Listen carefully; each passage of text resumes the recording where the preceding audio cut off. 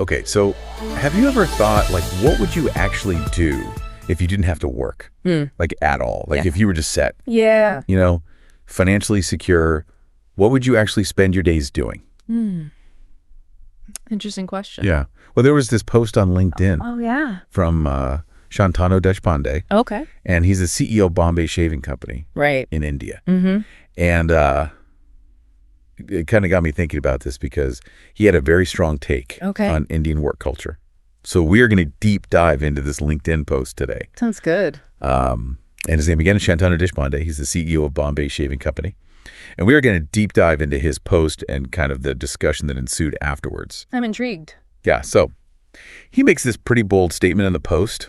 Okay. And the post is about work ethic and some of the issues that he sees. Specifically with the Indian workforce, he says that 99% of people wouldn't show up to work Wow. if money wasn't a factor. That's a Like, if you are just set, if you had financial security, 99% of people just would not go. show up. Wow. And he says this after he, kind of elaborates on how much he loves to work and how much he loves to hustle. And he's constantly working. And, people are pushing back on him a little bit. Right. And being like, well, you're privileged.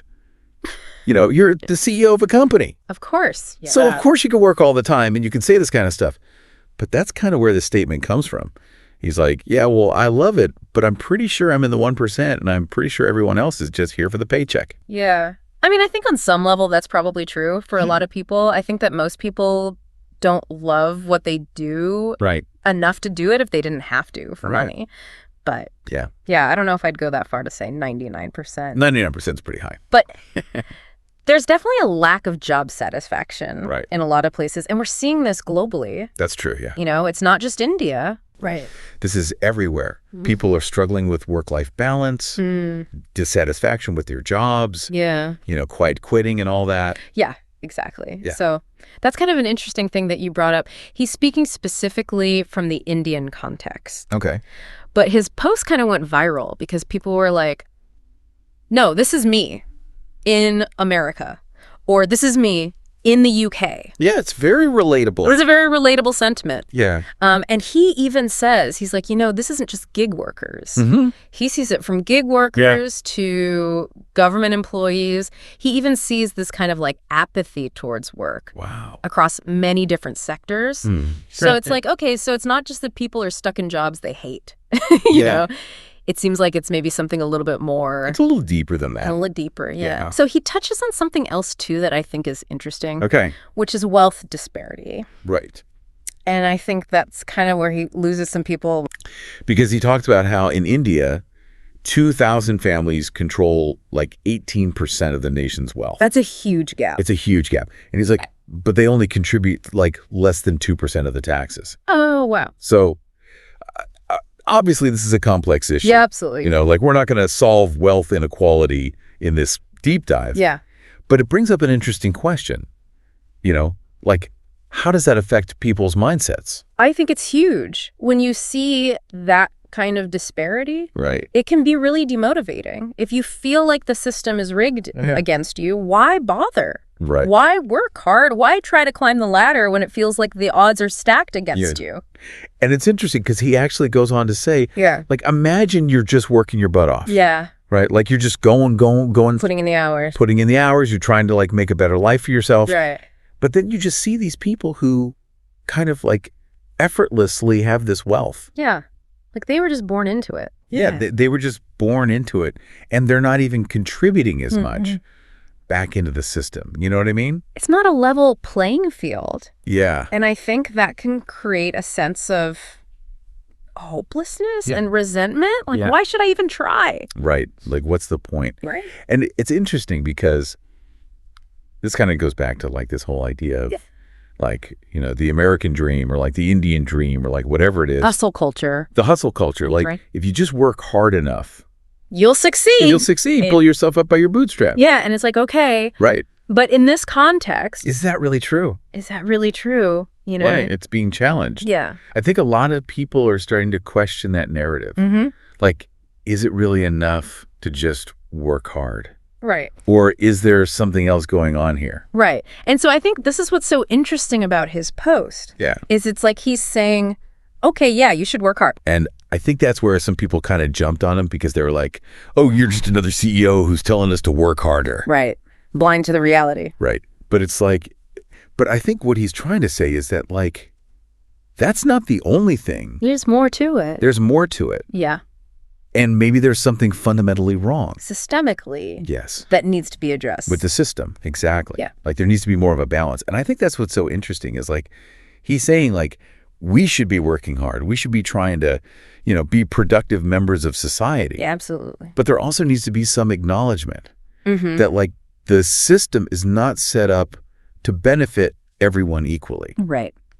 And so that's kind of where I think his post gets really interesting and thought-provoking. Absolutely. Because it's like, it's not just about saying, oh, everyone's lazy and no one wants to work. Yeah. It's more nuanced than that. It's much more nuanced than that. So I think, you know, kind of the question that I'm left with and that I think he's trying to pose is like, okay, if we were to, like, address this wealth gap a little bit more. Yeah. You know, if we were to find more of a balance there, Yeah. what would that do to people's motivation? I think it would make a huge difference. Yeah. I mean, if people felt like they had a fair shot, if they felt like their hard work would actually be rewarded, Right. and that they weren't just stuck in a system that's designed to keep them down, I think you would see a lot more motivation, Right. a lot more engagement, Yeah. and ultimately a lot more productivity. So maybe instead of like 99% not showing up to work, Right. it would be like, I don't know, 70% or 60% or something. Like, it would still be a high number. Yeah, probably. You know, because I don't think anyone's arguing that we should all be working constantly. No, of course not. Like, I think everyone agrees that there needs to be more of a work-life balance. Yeah. And I think people should be able to do things that they enjoy Absolutely. and be with their families and have leisure time. But it is interesting. He's kind of saying, like, hey, we've got this system where we're all supposed to work really hard. Yeah. But is it actually fair? And I think that's like the deeper question. It's a really good question. And I think it's one that we need to be asking ourselves more and more these days. Like, what does a fair system look like? Right. And how do we create a world where everyone has the opportunity To thrive. Yeah. To thrive and to find work that is meaningful and fulfilling. So, I don't know about you, but this definitely made me stop and think. Oh, yeah, for sure. Like, what would I be doing if I didn't have to do this? Yeah. You know? I think that's an interesting question that everyone should ask themselves. Yeah, I think it's a good exercise. What does that world look like to you? Right?